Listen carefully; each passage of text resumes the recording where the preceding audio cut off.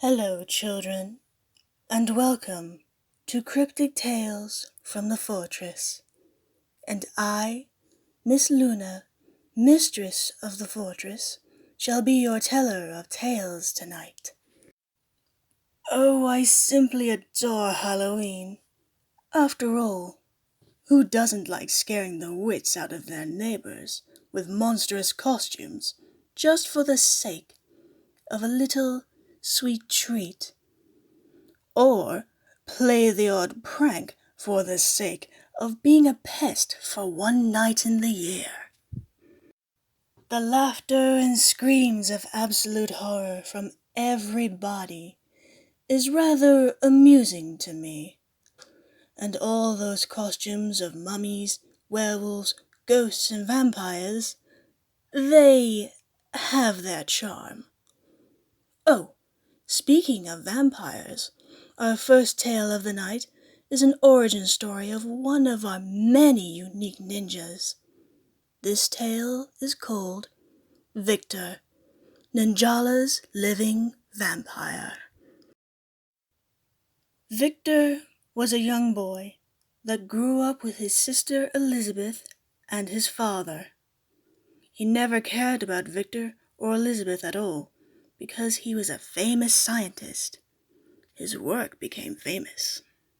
But then a rare blood disease made him gravely sick, and that led to him looking for a cure. So, he sets out to find one.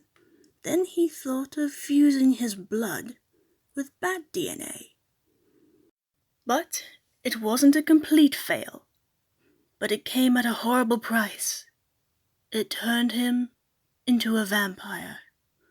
Years later, he died in the accident of Oido, Japan, while being part of the WNA. Victor was enraged when he heard about his death. So, when he heard about Ninjala, it was his perfect vengeance plan. So, he went into his father's lab and took the bat DNA and infused it into his blood. And he stole a ninja gum and quickly ate it. Not only did he become a kid again, he became Victor, Ninjala's living vampire. I always find myself intrigued when I hear stories of others' humble beginnings. 'Tis always fascinating to know who someone once was in comparison to who or what they've become, like Victor, who was once human, but then became human no more. On the topic of monsters, every night in my humble fortress, my guests, both living and dead, always know how to throw a party. A monster bash, if you will.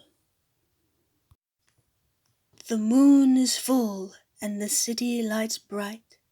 In this old fortress, spirits and monsters rule the night. A gentlemanly vampire swoops in to see such a sight. A charming sir indeed, with a rather deadly bite. Such playful spirits, young and old, they know no rest, even more so when welcoming a living guest. Beware the demon's pranks, oh how much they pest, even when they say they only jest. We welcome all forms of life and death here at Fort Riverdale. It matters not whether you're purple, red, green, or pale. Every night here is a party that never grows stale. Even dearest little Gumchi finds fun without fail. Zombies, freaks, and maniacs. Here in this old fortress, none wield an axe. Both the living and the dead only dance to the best tracks.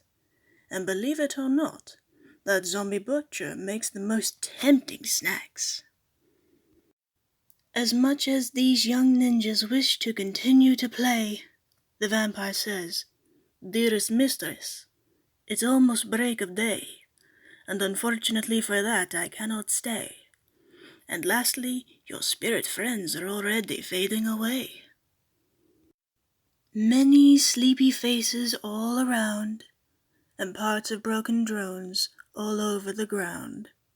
Both the living and the dead head homeward bound, and dearest little Gumtree by my side, sleeping sound.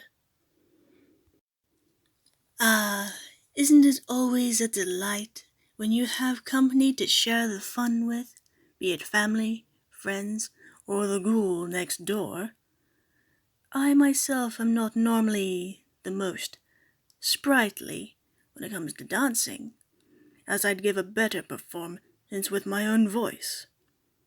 Actually, our next tale is actually a little song. There's no particular title, but I personally like to call it Aqua Halloween. Aqua gonna play a trick on you. Aqua gonna eat all candy too.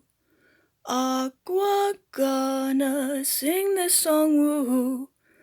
Aqua gonna scare ninjas boo-hoo.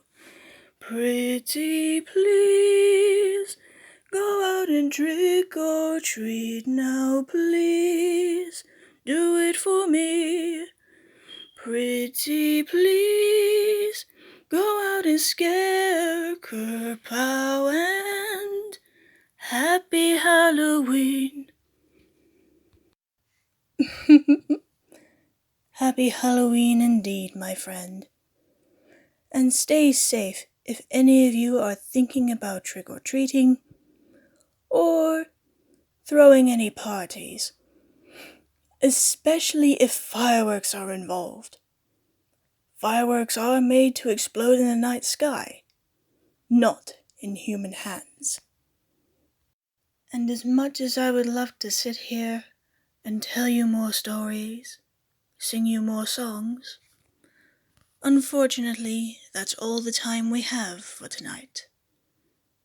However, this, more than likely, will not be the last that you see of me.